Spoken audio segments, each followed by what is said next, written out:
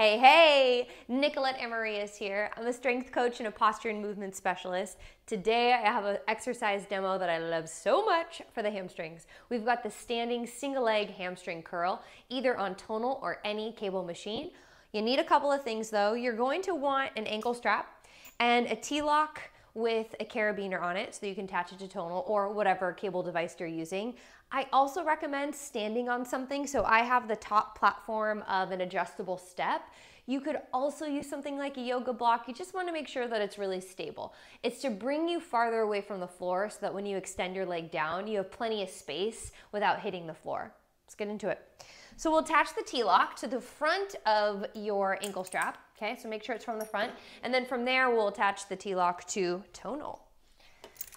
Once you're attached and you're in, get yourself set up by bringing yourself just as close to the Tonal arm as you can. You don't need to be right up next to it. I would say making sure that you're about hip distance when your leg is coming to the end of the Tonal arm. I'm actually gonna move this out just slightly and then just slightly behind the Tonal arm, okay? So my foot is planted. From here, I'm gonna get into a hinge position. Having a slight hip flexion when you're working your hamstrings is actually gonna help you get better engagement. So you're gonna lean forward, hold on to the sides of Tonal or your cable machine. From here, bring your toes up towards your shins for a neutral foot position. You'll bring your heel up towards your glutes with the knee of the leg that's working just slightly behind the standing or stability leg. Now there's a couple of ways you can do this. You can keep the knee really isolated. So the knee is unmoved. Of course it's bending and straightening, but it's not moving forward and it's not moving backward. So planting that knee in the same place the whole time to work the back of the thigh. Now if you want a little bit more hip extension and maybe a little bit more glute involved, you could bring the knee back slightly as you curl. You're gonna feel more glute because you're going into that hip extension and then extend coming back to the start position. So as I curl, I'm just barely lifting my knee back and coming back in.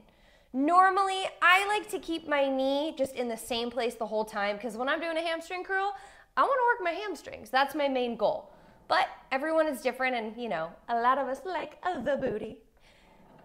I'm gonna show you a couple with my weight on. So I'm gonna load the weight.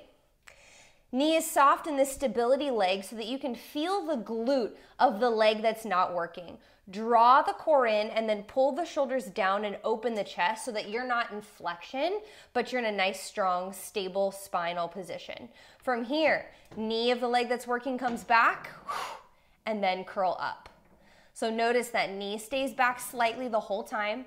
This ensures that you don't hit the end of the Tonal arm and you can get in that full range of motion.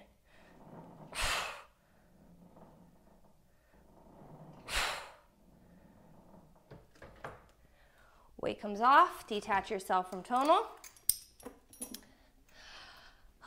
I hope you try it out. Now there's a couple different ways that you could work the hamstrings. I love a standing version because the top of that curl is even harder because you're working against gravity. So I prefer this when I'm doing single leg, but if I want to do 2 legs, then I do a lying version, which I'll link that video in the notes of this video. Thank you for joining me, and I hope to see you again soon.